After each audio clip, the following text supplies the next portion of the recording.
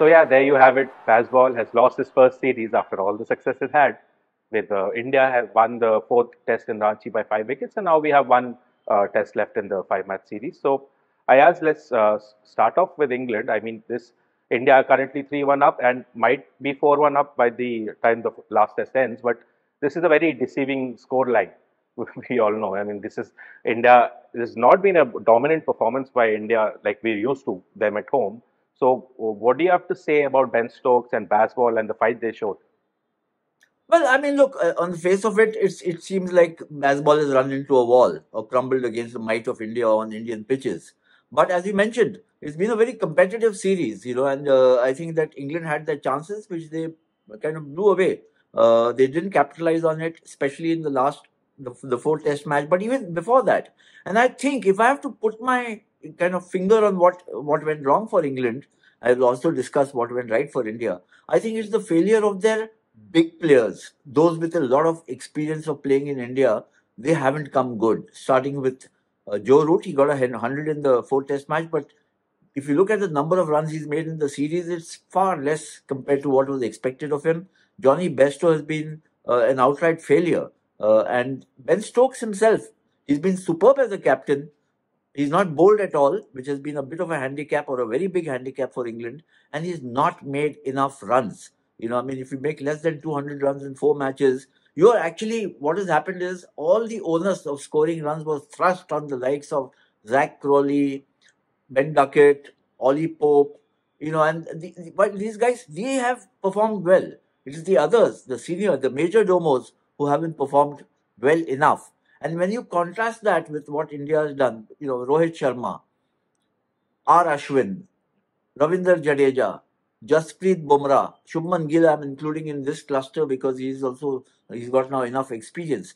But when it came to the crunch, these guys all put up their hands and put in sterling performances. It's not just the inexperienced young guys who've clicked for India as they've clicked for England, especially the spinners. But the difference between India and England in this series to me has been that India's big players stood up when it mattered, while England's big players couldn't do that. Yeah, and talking about India, there was a lot of speculation that this is a team that is past its peak, and then a lot of players are slowing down because of age, and that this is a transition phase. All of us were talking about this, but the way the youngsters stepped up, of course, you said the veterans did their job, but the way the youngsters stepped up, especially the batters and Akashdeep in the last test, obviously, with Sarfaraz and Dhruv Jurel, especially in the fourth test, that must be heartening for the team management and the selectors, right? Oh, absolutely. And also vindication of the selection policy. They pick the right players as Yeah. it emerges. You have to give credit where it's due. And I think that to me, the outstanding performer, apart from Yashasvi Jaiswal, who we know that he scored runs even earlier, and Shubman Gill, who's been around for a while. But Sarfraz Khan getting runs, most impressive has been Dhruv Jurel. He, in many ways, it was his contribution with bat and with wicket-keeping gloves that helped India win the fourth test. So I think that the selection has been spot on. Even Akashdeep, I had a lot of compunctions about Jasprit Bumrah being rested for the fourth test. And the man in form, 17 wickets in three test matches, the biggest threat to England. Why would you want to rest him? But hey, it's worked. So you have to give credit where it's due. And I think that, at the end of the day, the success of the youngsters shows that there's the abundant richness of talent in Indian cricket. More than that, also the fire in the belly of these youngsters. They all know it's very competitive. Remember, each of these guys, whether it's a Sarfraz or a Patidar or a Dhruv Jurel. Let's look at Dhruv Jurel. There are 6 or 7 wicket-keeper batsmen vying for that one place in the team. He comes in because Rishabh Pant is injured. Ishan Kishan, nobody knows what is happening with him.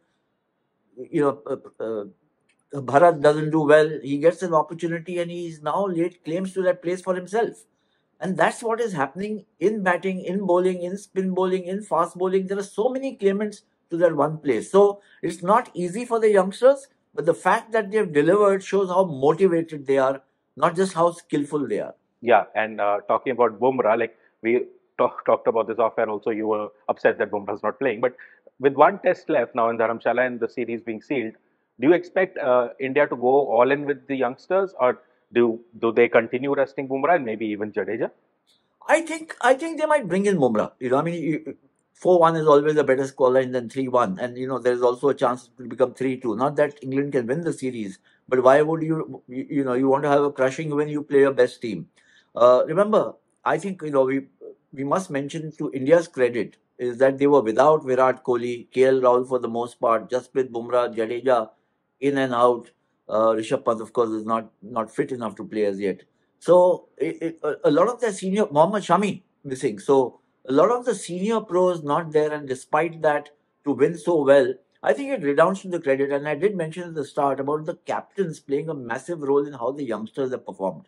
For India, Rohit Sharma, the way I think that these young guys have been blooded and they've been mentored and groomed while the test match is going on. And to England's credit, for Ben Stokes, to get the best out of guys like Tom Hartley and Shoaib Bashir, both of them debutants in this series, and they picked up. Hartley's got 20 wickets, Bashir's got 10.